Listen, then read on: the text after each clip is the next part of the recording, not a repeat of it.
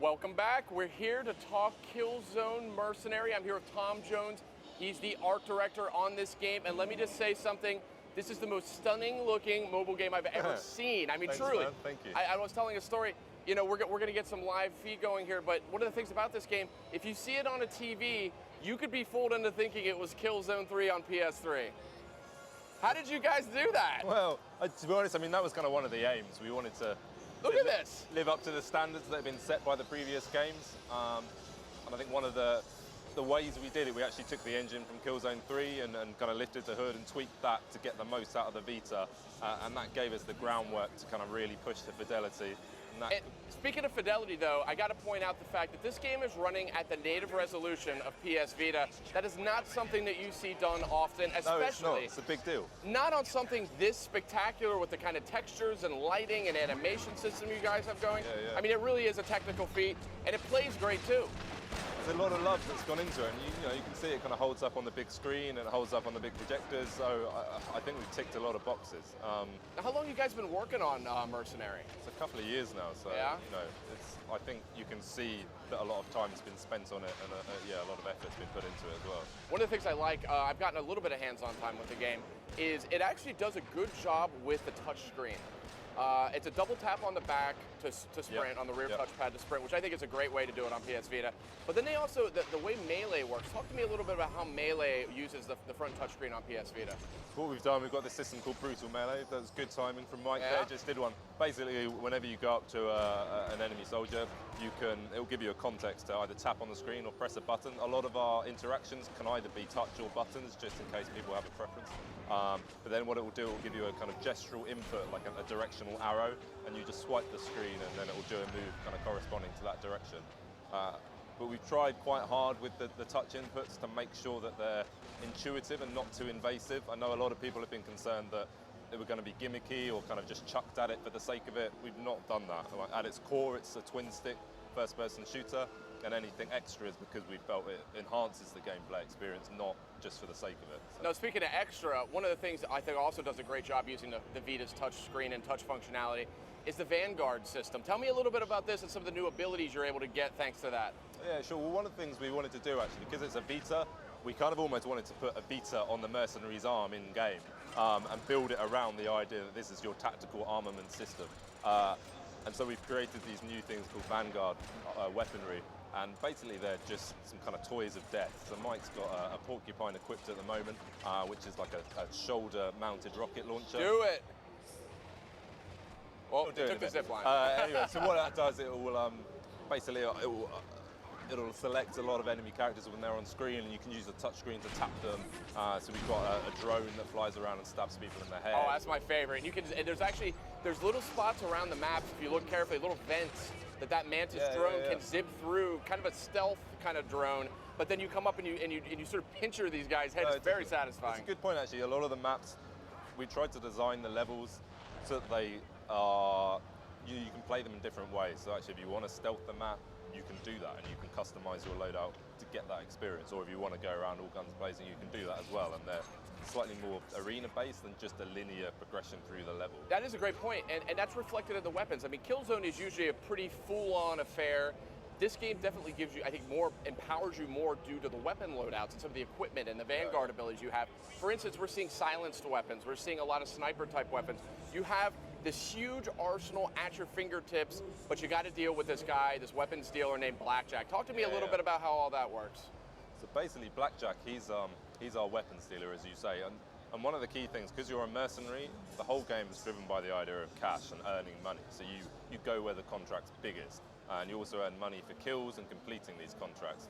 But money's kind of useless unless you don't have anything to spend it on, so hence why we created a lot of new weapons, a lot of new kind of Vanguard items, this different armor and stuff. And you can buy all of these things right from the start. We don't unlock them as the game goes on. They're all available, it just depends which one you want to buy. So as you say, you can buy the silent sniper rifle, or you can buy like the incendiary shotgun. And what's really cool is that's persistent through single player and multiplayer. It's like a cohesive wrapper for the whole game. So whatever you buy in single player, you can use in multiplayer as well. So I think it's kind of a really nice feature. Yeah, one of the things I noticed when I played, Blackjack is more than just buying weapons. He's buying ammo and grenades. That brings a very different feel to some of the fights in this game. There was one battle I was in where I fought this massive dude in this huge heavy armor suit, and I was hiding in a bar, and he like busted the door down and came in, and it was this cat and mouse game because I had this weapon, this SMG. It was very powerful, really high rate of fire, very small ammo count. So I was exhausting my ammo very quickly, and I had to really be very cautious about when I would fire at him. And when I finally got through with him, I was able to get some more ammo from Blackjack. But I think Blackjack is more than just sort of a vendor. I think it helps the pacing of the actual action in the game sometimes too. It makes you think a little bit differently. Yeah, definitely. I think we wanted to try and do something a bit different. I mean, it's still at its heart a Killzone experience, but we wanted to make sure that it had something unique to it as well, and the fact that it's on a different bit of hardware, I think, gave us the opportunity to do that. And Blackjack's a great volley for kind of introducing some of those mechanics. Now, is it fair to say Killzone Mercenary has the biggest arsenal of any Killzone game? It sure seems like it to me, based on what there's a lot. There's something like, I don't know, something crazy like 30,000 odd permutations of different loadouts. It's like because there's mods and things like that as well, right? There's different ways you can enhance your weapons. Well, they're kind of already. There's just a lot of different weapons that have already got. You know, they're all balanced together. And one of the things we were really, I know that the lead designer was really mindful of was, if a gun was too powerful, was not to make that less powerful. It was like, okay, that's cool, let's make the other guns more, you know, to bring them all up to the same level. So you have that kind of positive reinforcement. So they're all fun weapons. And that's a great point, you know, and that was something I noticed when I played Killzone Mercenary. I've played it a couple of times now. I've really enjoyed myself. The weapons have more punch. I don't know what it is, but I feel like they do more damage. Like I feel like it's more satisfying in this game. I don't know why. Maybe it's because do you guys kind of look at the play styles of somebody kind of in a mobile environment? Do you tweak accordingly for that on Vita? I think that, you know, to be honest, there's just been a lot of kind of iteration throughout the course of the project, and just tweaking it to get the right balance, the right feel, and particularly because there are more weapons, I think we've had to probably make some feel more impactful and you know, take people out in one shot, because you need that range of kind of skill sets across them. So that's maybe why some of them feel a bit more aggressive. And there's less of the sort of traditional just progression, I think, as you see in a lot of single-player games, where you're getting better and better and better weapons as the game goes, because this game says, here's a ton of guns, which one do you want to choose? No, exactly. They're all kind of balanced, and so they're all powerful. And I really noticed that when I played right away. It just felt satisfying. Like, it's never felt better to shoot a Hellgast, honestly, and I've loved the other two games, but this is actually, I want to say, the best Killzone I've played yet. It looks great, it plays great, and I mean, it's these little things. It's not, it's the fact that you have to deal with a weapons vendor and get ammo and be careful with your grenades. They're not just kind of being handed out to you. You have to kind of get to the next area or survive this fight to quickly load up and stock up. Now, one thing I want to point out too that's very different about Mercenary is you're fighting for both sides. Talk a little bit about how that kind of impacts the way that the game rolls out. So, I mean, you know, the key thing, because you're a mercenary, you go where the contract's biggest. And that was a very deliberate choice when we started designing the game. And one of the reasons is because it does allow you to see both sides of the war. So you fight for the ISA and you fight for the Hellgast in Killzone Mercenary. And actually, I think when you look into the backstory of the kind of Hellgast versus the ISA, there's really rich narrative running through it, and there's a lot of depth, and there's more to the universe than just, you know, black and white and like good and evil. And we wanted to maybe start to look at that. So I think it's really interesting. And that's something I get the sense that Killzone Shadowfall on PS4 is also going to be touching on. I think it's very interesting because the Hellgast are very effective villains. They're very menacing. But if you kind of know, I'm not a true Killzone expert, but if you know a bit about the backstory, the ISA weren't necessarily, they didn't treat them so well. Guys, They're not the nicest guys either. The Hellgast were kind of banished, and it kind of destroyed them. And that's part of what has sparked this feud. So I think it's very interesting to kind of see both sides. I mean, I was playing a mission where I was sort of helping out the Hellgast. It's just a very different side of the universe I don't think we've really seen yet. Talk to me a little bit about the environments too, because you'd be very involved with that. Sure. We're seeing parts of Hellgast that we haven't seen. We're seeing environments in the world we haven't seen yet. Tell me about some of the places we're going to see in the game. So I think we were very keen to create new experiences and new environments, like you say, for the player, particularly for us working on it as well. Like, you have this amazing universe, you want to create new stuff, right? But we've also got places that you'll have visited in Killzone 2 and 1. But the cool thing obviously Killzone 1 was what, like 2004? Yeah. So things have moved on a lot, and actually doing Mercenary has allowed us to reimagine Vector in the way perhaps it should have been done. Well, not should have been done, perhaps we couldn't do back then. Right. And you know, we've got more power and technology. So I think the Vector, it takes place in the first couple of missions, and then you move back to Helgen, and you go through Corinth River, where Killzone 2 starts off, and we take a look at some of the environment around there.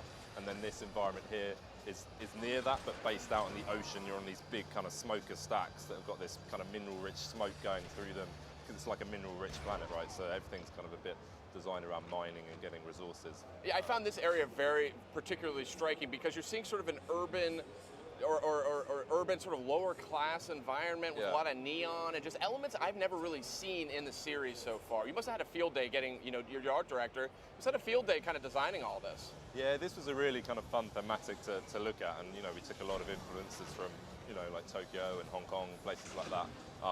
And we wanted to make sure that also that, you know, there was some color in the game as well, because it's such a lovely kind of crisp screen. It would be criminal to just have something that was kind of brown and grey, so hence a lot of the neon lights and things like that.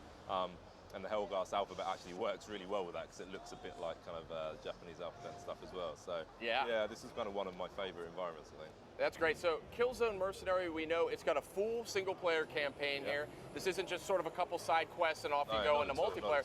But obviously multiplayer, a big component for any Killzone game.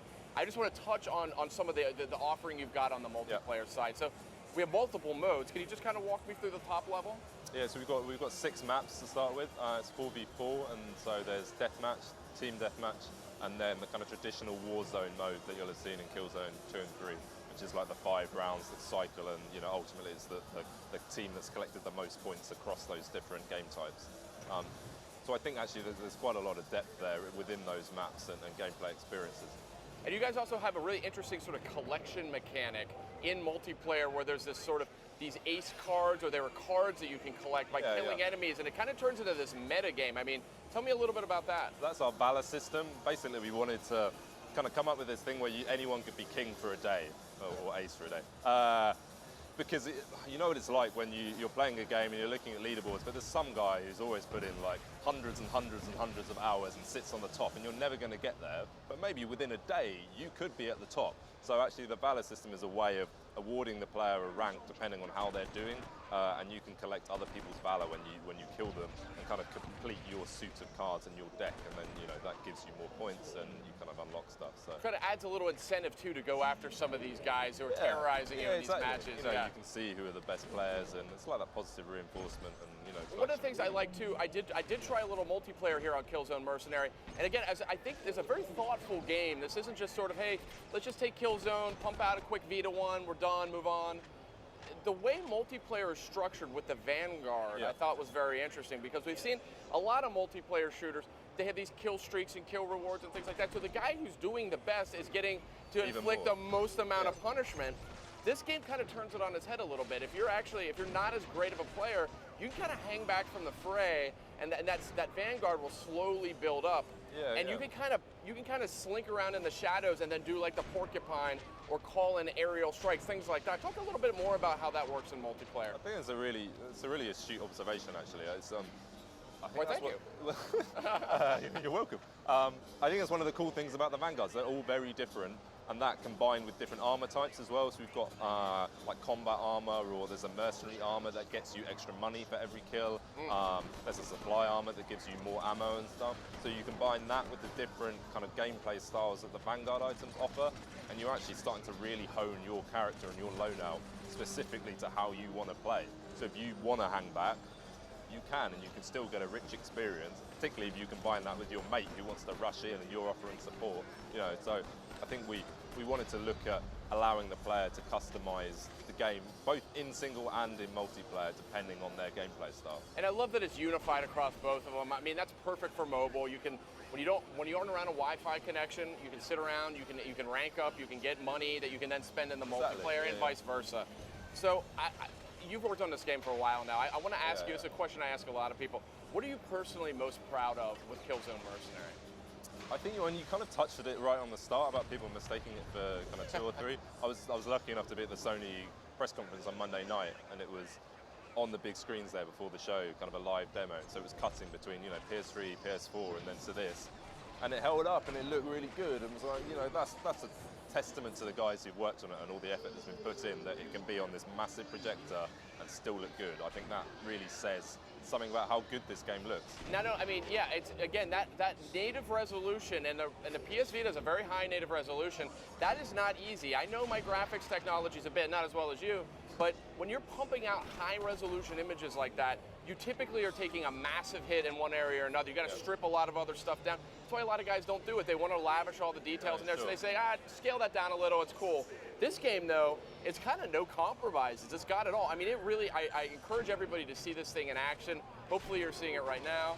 And we're you know, just see it in action, because you've never seen anything quite like this. It's a very pretty game. So I think we're about out of time. Okay, great. So it's great to have you on the show, and stay tuned for more PlayStation Livecast. Thanks very much.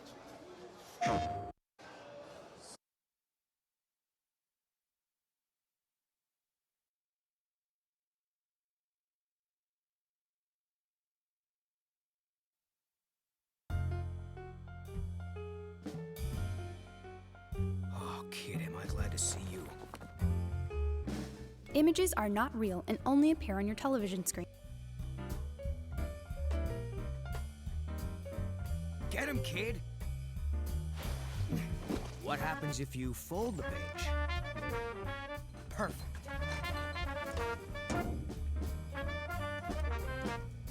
We need to be careful.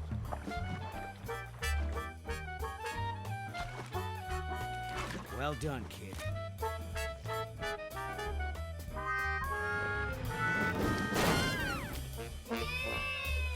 Great work, partner.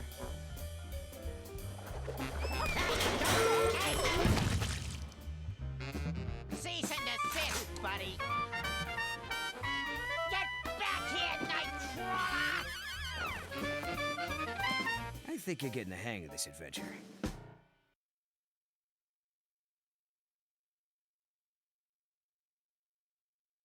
PlayStation